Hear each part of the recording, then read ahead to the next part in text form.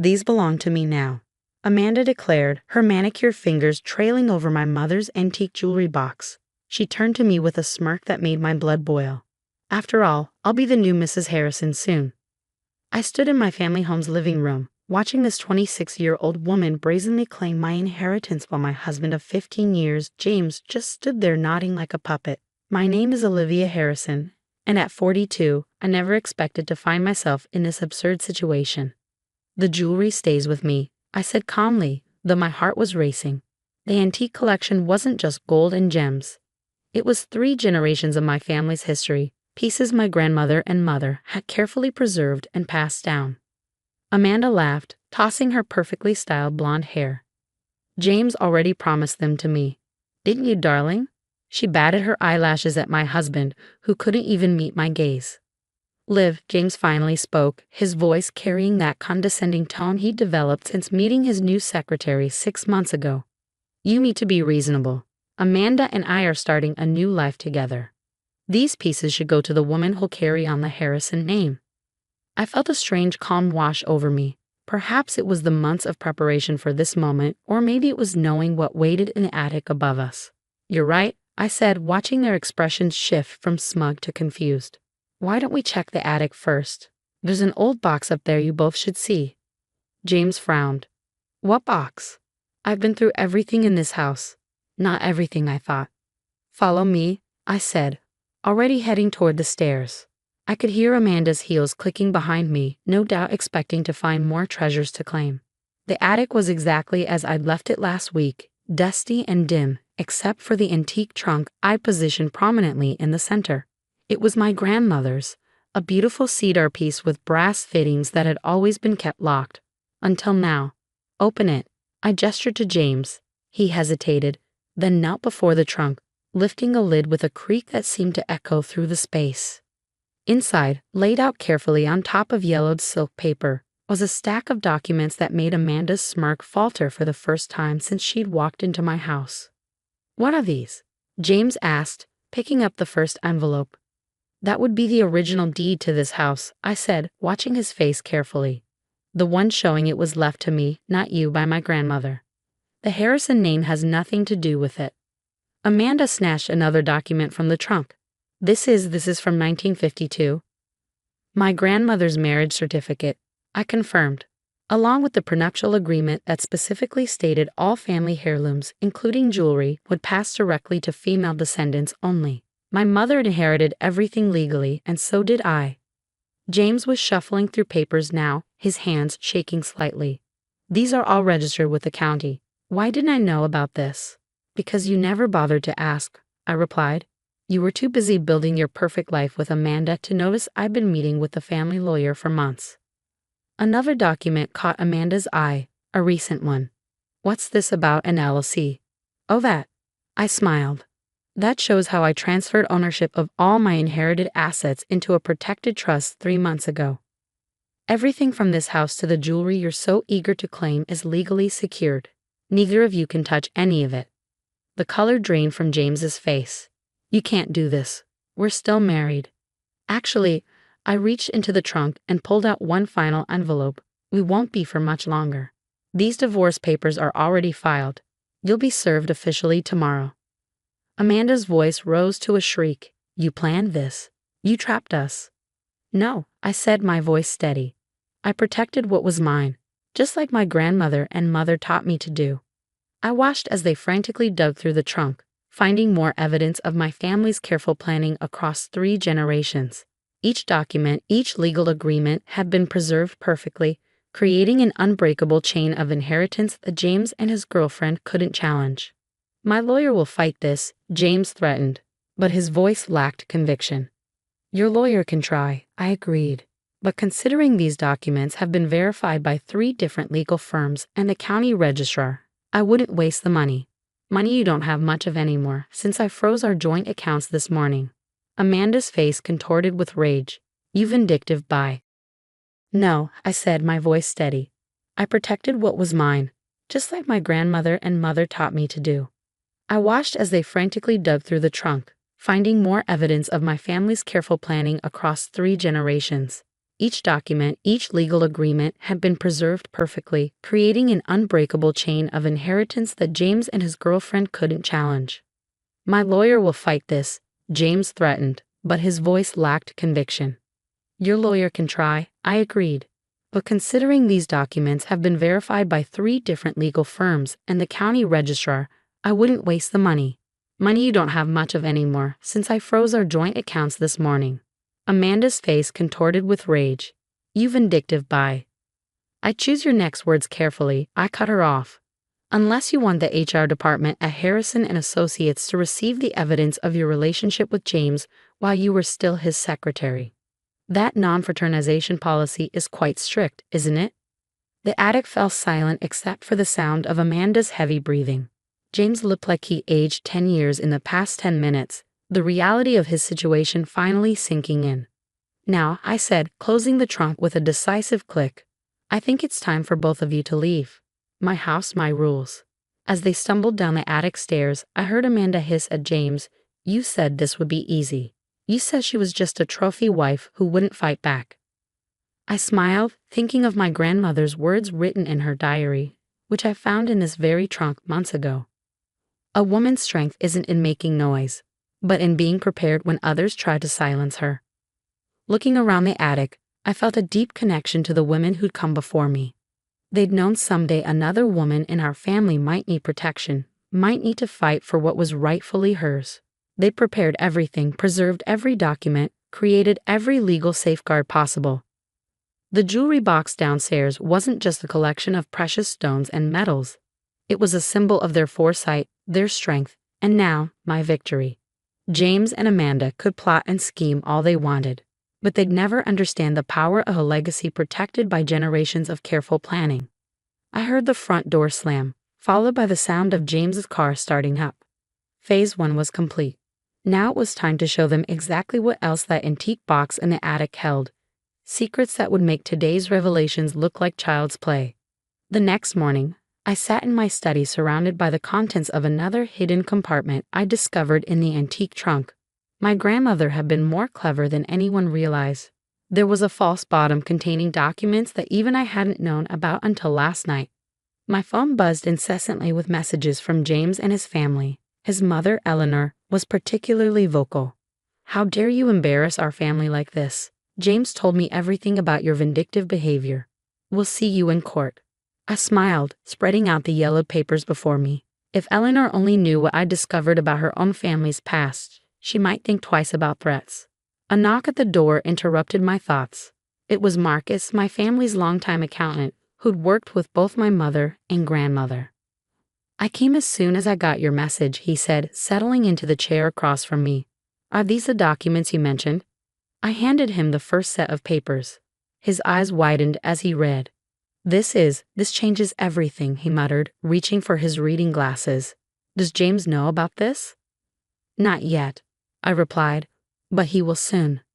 The papers revealed that the Harrison family fortune, the very wealth that James and his mother had lorded over me for years, had actually been built using funds from my grandmother's family. A secret loan made in 1960 that had never been repaid, complete with compound interest calculations that would make any modern accountant sweat. According to these records, Marcus said, "Your grandmother's family essentially saved the Harrison business from bankruptcy. They never transferred ownership of the original investment, just allowed the Harrisons to manage it. And now, with accumulated interest and the original terms of the agreement, your family technically owns controlling interest in Harrison and Associates. James' grandfather never legally transferred the shares back."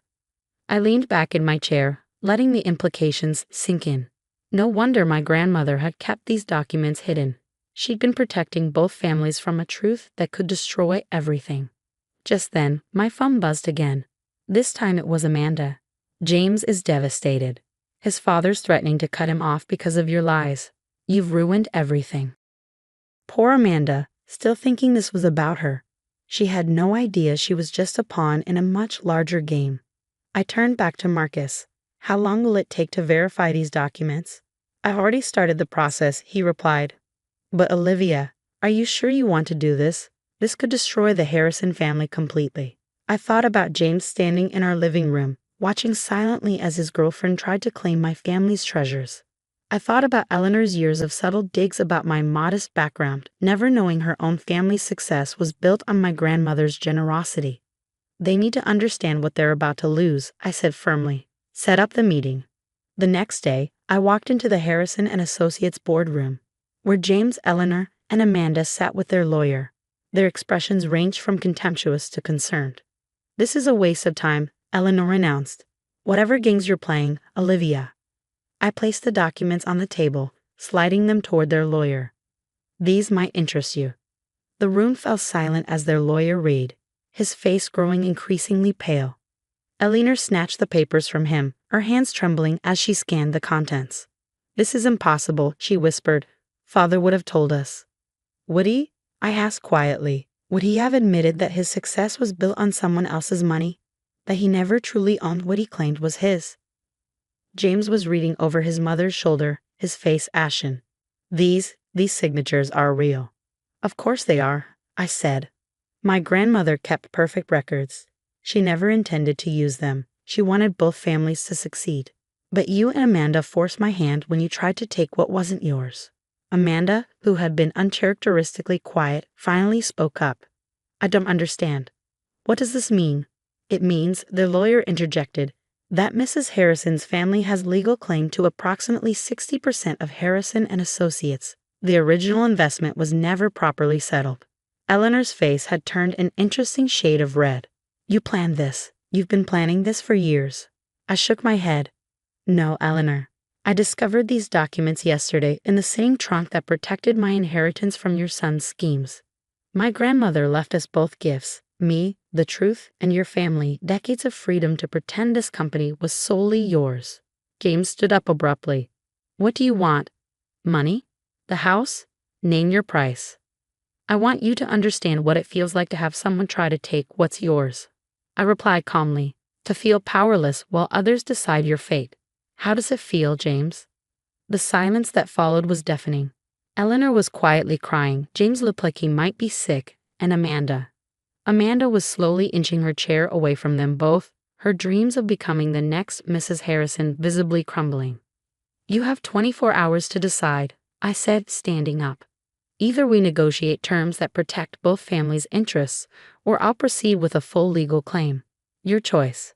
As I walked out of the boardroom, I heard Amanda's voice. James, maybe we should take a break." I smiled. Phase 2 was complete. The antique box in my attic hadn't just protected my inheritance. It had revealed a truth that would force the Harrisons to face their own lies. And there was still one more secret to reveal. The final document from my grandmother's trunk sat unopened on my desk. The envelope was marked to be opened only when all else fails. After yesterday's boardroom revelation, I knew it was time. My hands trembled slightly as I broke the seal. Inside was a letter and a single photograph that made my heart stop. It showed my grandmother standing beside James' grandfather, William Harrison, both young and smiling. They were holding hands. The letter began, "My dearest Olivia, if you're reading this, the Harrison family has forced your hand. There's one final truth they need to face." A knock at my door interrupted my reading. It was Eleanor, looking decades older than she had yesterday. "May I come in?" she asked, her usual imperious tone replaced by something almost humble. I gestured to the chair across from me. She sat, her eyes fixed on the photograph in my hands. "Where did you get that?" she whispered. "It was in my grandmother's trunk, along with this letter." I held up the pages. "Would you like to know what it says?" Eleanor's hands clutched her designer handbag so tightly her knuckles turned white. He was more than just a business partner, wasn't he? According to this letter, your father-in-law and my grandmother were in love. She loaned him the money to save his failing business, but his family forced him to marry someone else. Your mother-in-law. Tears rolled down Eleanor's cheeks. That explains so much. Why he was always so kind to your family, why he insisted on maintaining connections even when it made no business sense. I continued reading from the letter. William and I made a pact. The money would remain unofficially invested, and both families would be protected. But if his descendants ever tried to harm mine, the truth would come out. "James needs to know," Eleanor said quietly. "This might be the only thing that will make him understand." As if on cue, my phone buzzed with a text from James. We need to talk. Alone. I agreed to meet him at our old spot, the garden pavilion where he proposed 15 years ago. When I arrived, he was already there, looking lost and defeated. Amanda left, he said without preamble. Said she couldn't handle the drama, couldn't handle being part of a family built on lies. Ironic, I replied, considering she was helping you live one. He winced. I deserve that. I deserve all of this. But what I don't understand is why my grandfather would leave us vulnerable like this. I handed him the photograph and letter. His hands shook as he read, his face growing increasingly pale. They were in love, he whispered. All this time, our families were connected by more than just business. Your grandfather wanted both families to prosper together, I explained. He never intended for these documents to be used as weapons. That choice was forced by you and Amanda. James sat heavily on the pavilion bench. I've ruined everything, haven't I? Not just our marriage, but my family's legacy too. Not yet, I said. There's still a chance to fix this. Not our marriage, that's over, but the legacy both our grandparents tried to protect.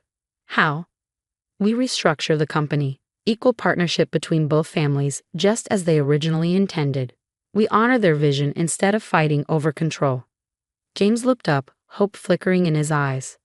You do that? After everything? I'm not doing it for you, I said firmly. I'm doing it for my grandmother, for your grandfather, and for the legacy they wanted us to preserve.